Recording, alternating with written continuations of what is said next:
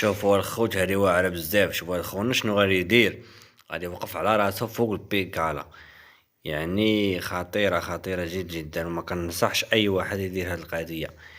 يعني غير المحترفين. هاد الدري دابا تقدر تلقاه دابا شي اسبوعين ولا 3 باش كيدير لونطريمون على هاد القضية.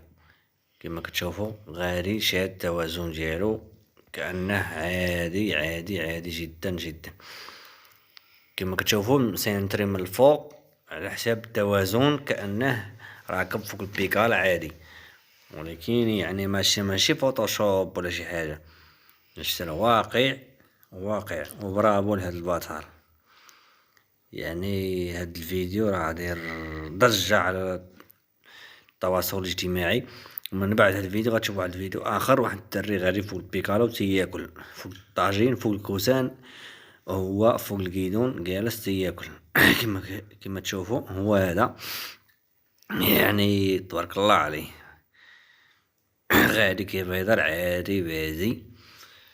انتما كتشوفوا ها هو يهز الخبز الطاجين ويبرك ياكل.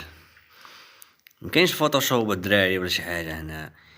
نتحدى شي واحد يقول لي فوتوشوب ولا شي حاجه. يعني تبارك الله الدراري يا سلام.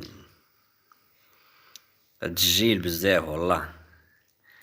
عادي انتم كتشوفوا غادي كيف يهضر بيكالا.